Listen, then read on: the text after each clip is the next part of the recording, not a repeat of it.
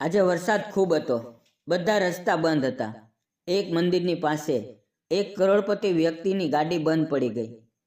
કોઈ વાહનમાં આવતું નહોતું, કારણ કે કોઈ વરસાદમાં આવવા માટે તૈયાર નહોતું. ત્યારે મંદિરની બહાર એક રિક્ષાવાળો ઊભો હતો. તેણે તે શેઠને પોતાની રિક્ષામાં બેસાડ્યા અને તેને ઘરે મૂકવા ગયો. પણ જ્યારે તેને ઘરે મૂકીને પાછો ફરતો હતો, ત્યારે શેઠે તેને આપવા માટે ઘણા બધા પૈસા બહાર કાઢ્યા.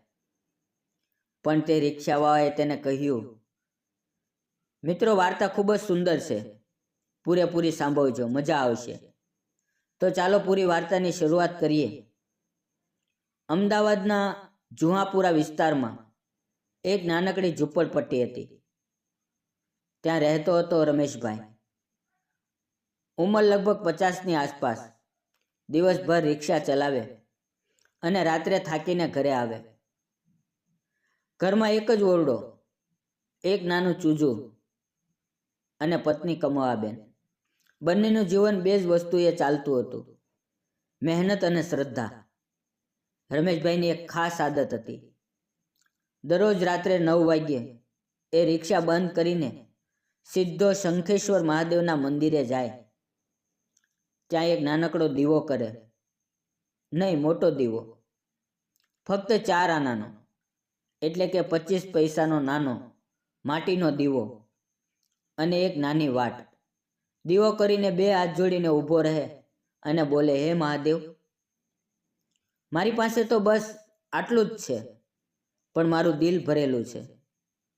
આ 4 આનાનો દીવો સ્વીકારજો. આ કામ એ કોઈ દિવસ છોડતો નહીં.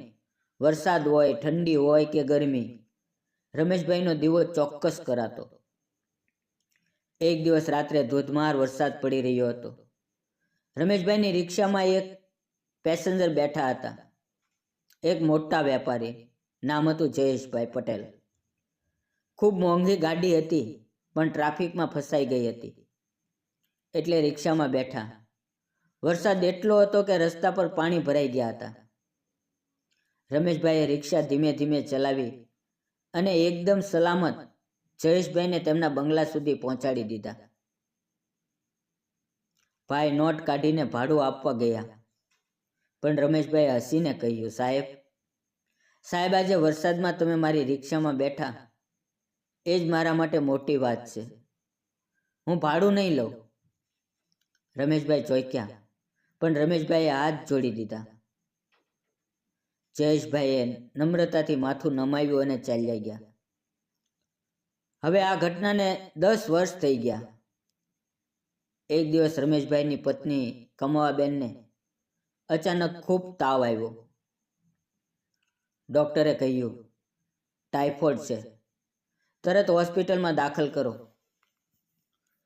પણ રમેશભાઈ પાસે એક પણ રૂપિયો નહોતો. 2 દિવસથી રિક્ષા પણ નહોતી ચાલી. ઘરમાં એક પણ રૂપિયો નહોતો. રાત્રે 9 વાગ્યે રમેશભાઈ ઘરે બેઠા બેઠા રડી રહ્યા હતા. એ દિવસે મંદિરે પણ નહોતા ગયા. 4 આનાનો દીવો પણ નહોતો કર્યો. એ જ રાત્રે શંખેશ્વર મહાદેવના મંદિરે એક મોટી ગાડી આવીને ઊભી રહી. એક માણસ ઉતર્યો, સફેદ કુર્તો, પાઘડી, હાથમાં થેલો. એ મંદિરે ગયો, 2 હાથ જોડ્યા અને પછી પૂંજારીને પૂછ્યું, આજે રિક્ષાવાળો દીવો કેમ નથી કરવા આવ્યો? પૂંજારીએ કહ્યું, આજકાલ એમની તબિયત સારી નથી, ઘરે કોઈ બીમાર છે એવું સાંભળ્યું છે, સરકારી હોસ્પિટલમાં સારવાર હેઠળ છે. એ માણસ ચૂપચાપ ગાડીમાં બેઠો અને સીધો સિવિલ હોસ્પિટલ પહોંચી ગયો. રિસેપ્શન પર પૂછ્યું, કમળાબેન નામની પેશન્ટ ક્યાં છે? એમને શું થયું છે? રજિસ્ટર જોઈને નર્સે કહ્યું, વોર્ડ નંબર 7માં છે. એમને ઓપરેશન માટે 85,000 રૂપિયા જોઈએ. એમની પાસે પૈસા નથી, એટલે હજુ ઓપરેશન નથી થયું. એ માણસ એક પણ શબ્દ ન બોલ્યો. થેલો ખોલ્યો અને કાઉન્ટર પર 1 લાખ રૂપિયા મૂકી દીધા અને કહ્યું, ઓપરેશન તરત કરો. નામ નથી લખવાનું, ફક્ત એટલું કહેજો કે એક ભક્તએ મહાદેવના નામે દાન આપ્યું છે. જ્યારે સવારે રમેશભાઈને ખબર પડી કે કમવાબેનનું ઓપરેશન થઈ ગયું છે અને બધા બિલ ભરાઈ ગયા છે, એ રડી પડ્યા. પૂછપછ કરી તો કોઈએ કહ્યું કે એક સાહેબ આવ્યા હતા, પૈસા મૂકીને ચાલ્યા ગયા. રમેશભાઈ મંદિરે ગયા, દીવો કર્યો અને રડતા રડતા બોલ્યા, હે મહાદેવ, મારી પાસે તો 4 આના પણ નથી, પણ તમે મારી લાજ રાખી. એ જ વખતે પાછળથી એક અવાજ આવ્યો, રમેશભાઈ, 10 વર્ષ પહેલા એક વરસાદી રાત્રે તમે એક માણસને મફતમાં ઘરે પહોંચાડ્યો હતો ને? આજે એ જ માણસ તમારી પત્નીને બચાવવા આવ્યો છે. રમેશભાઈએ પાછું જોયું તો સામે ઊભા હતા જયેશભાઈ પટેલ, એ જ વેપારી જેને 10 વર્ષ પહેલા મફતમાં પહોંચાડ્યા હતા. જયેશભાઈએ આંખમાં આંસુ સાથે કહ્યું, રમેશભાઈ, તમે મને એક રાત્રે મફતમાં ઘરે પહોંચાડ્યો હતો.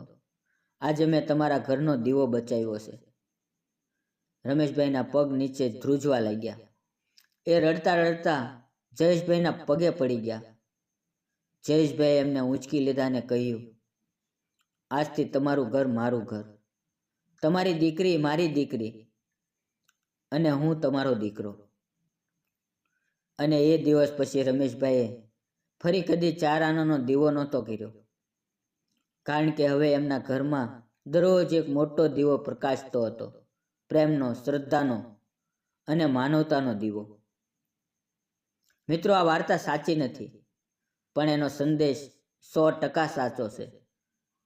આપણે જે ભલું કરીએ છીએ એ ક્યારેય વેસ્ટ જતું નથી. કદાચ આજે નહીં, કાલે નહીં, પણ એક દિવસ એ ભલું આપણી પાસે પાછું ચોક્કસ ફરે છે. જો આ વાર્તા તમને ગમી હોય તો એક લાઈક જરૂર કરજો.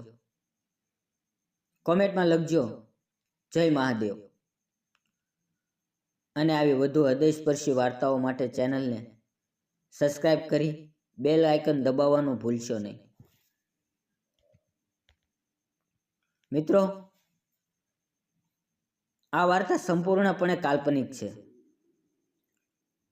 અને માત્ર મનોરંજન તથા શૈક્ષણિક હેતુ માટે રજૂ કરવામાં આવી છે.